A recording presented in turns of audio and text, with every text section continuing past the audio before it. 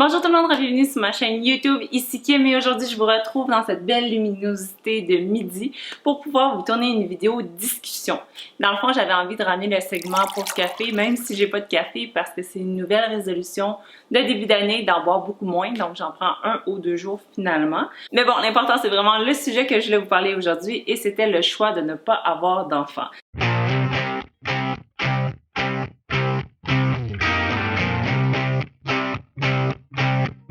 C'est un sujet assez délicat et controversé, c'est pour ça que j'avais envie de lire, juste avant de vous partager mon opinion sur la question, le livre Nulle part, qui se trouve à être un recueil de témoignages sous la direction de Claire Legendre. Et c'est ça, aujourd'hui j'avais envie de discuter avec vous de la question, mais aussi du livre. C'est en voyant la critique de ma collègue booktubeuse MH Lectrice que ça m'a vraiment envie de lire le livre parce que c'est un sujet qui la touchait personnellement parce qu'elle avait dit au grand jour au public qu'elle voulait pas avoir d'enfant puis c'était vraiment très clair dans sa tête depuis longtemps. Ce qui est pas mal le cas de la plupart des personnes dans le recueil. Donc c'est des femmes qui étaient sûres de leur choix puis qui comprenaient pas pourquoi les gens le comprenaient pas puis l'acceptaient pas surtout. Publié en 2020, ça va expliquer c'est quoi être nulle part, c'est-à-dire une femme qui n'a pas accouché. Et donc, ça va nous mettre en perspective plusieurs opinions de l'intérieur, donc des femmes qui ont vraiment vécu l'expérience, qui le savent depuis longtemps, qui en veulent pas. Et moi, je trouvais ça super fascinant parce que dans tous les mouvements de revendication à l'orientation sexuelle, mais aussi dans le corps dans lequel on s'identifie, tout ça, je trouvais que ça rentrait là-dedans, c'est-à-dire, moi j'ai un choix, je sais je suis comme ça, c'est ma décision, puis je vais l'assumer au grand jour. Justement, je trouve ça vraiment super le fun que les premiers mots qui sont sur la quatrième de couverture, c'est « Nous sommes différentes ». Donc c'est ça, on est vraiment exposé à tout le jugement, tous les questionnements, toutes les remises en question auxquelles ces femmes-là ont dû faire face parce que c'est comme si la société rejetait leur idée.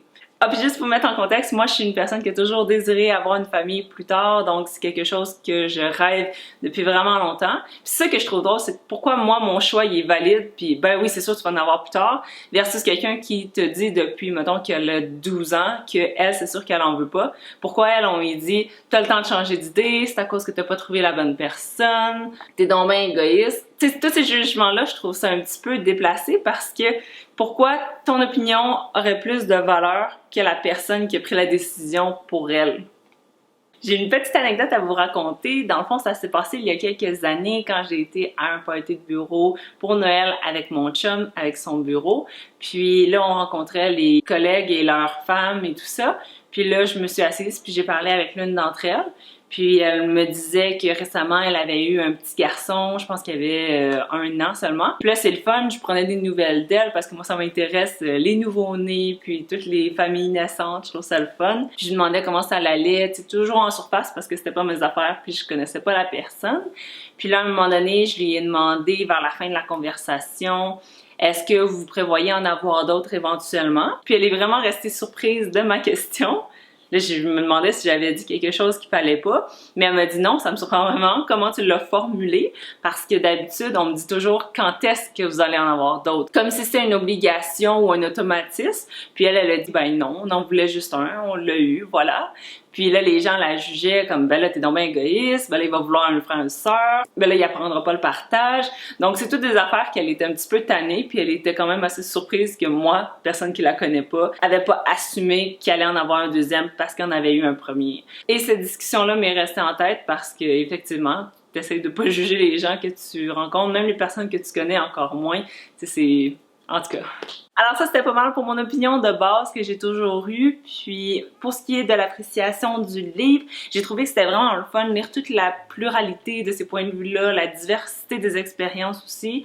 Je vous avouerai que la première moitié m'a vraiment beaucoup intéressée. Je les lisais une après les autres, je prenais des notes, je trouvais ça très intéressant. La deuxième moitié, par contre, les témoignages m'ont un petit peu moins parlé, mais sinon, j'ai trouvé ça vraiment le fun de l'avoir lu au complet pour avoir tous les points de vue qui nous étaient offerts. Ce que j'ai retenu le plus, c'est que la société semble être convaincue que la maternité, c'est la seule façon possible d'être épanouie en tant que femme, alors que non, il y a plein d'avenues qui sont possibles, puis que ça peut passer par plusieurs chemins, mais celles qui prennent pas cette avenue-là sont confrontées à la honte, à la culpabilité, alors que tout simplement, elles peuvent ne pas en ressentir le besoin ou ça les intéresse pas, puis c'est bien correct.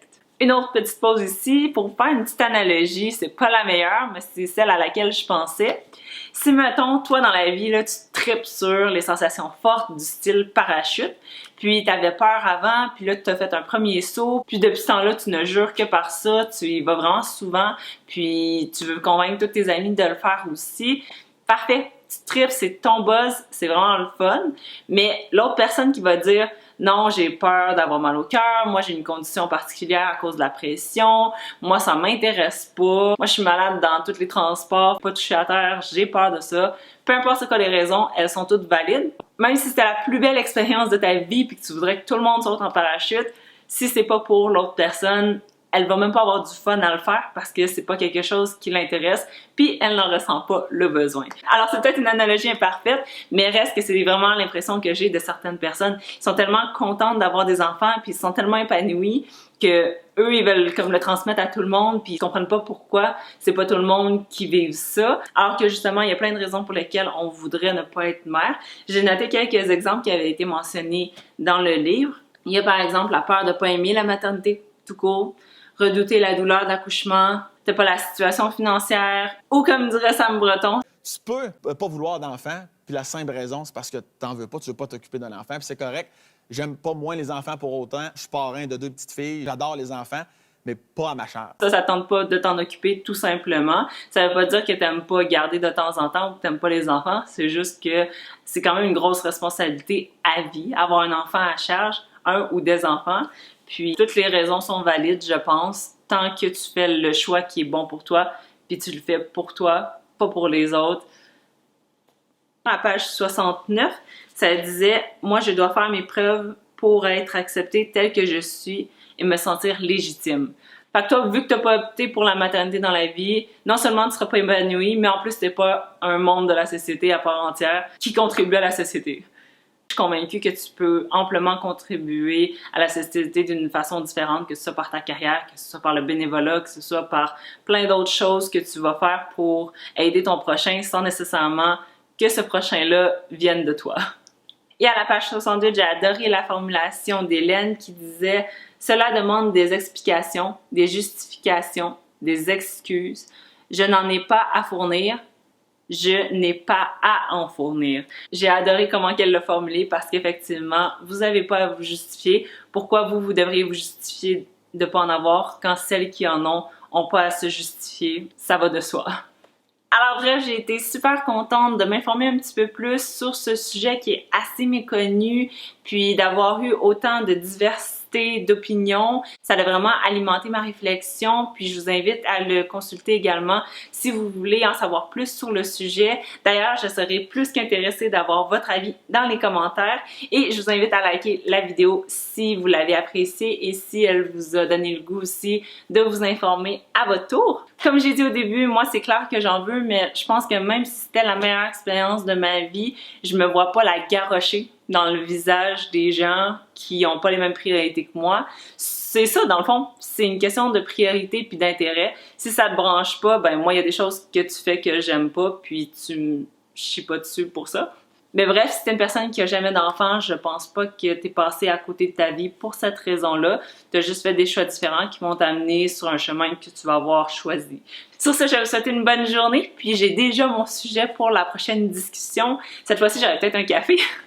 Ça va être l'adoption, parce que j'ai un autre livre là-dessus avec plein de témoignages que ça m'intéressait beaucoup de lire, parce que moi-même, je suis adoptée. J'ai fait partie des Chinoises qui ont été adoptées massivement dans les années 90, puis j'ai hâte de lire les témoignages des personnes dans le livre et les comparer avec ma propre expérience après avoir parlé à mes parents. Donc, si c'est quelque chose qui vous intéresse, je vais vous inviter à vous abonner pour ne pas manquer cette prochaine discussion.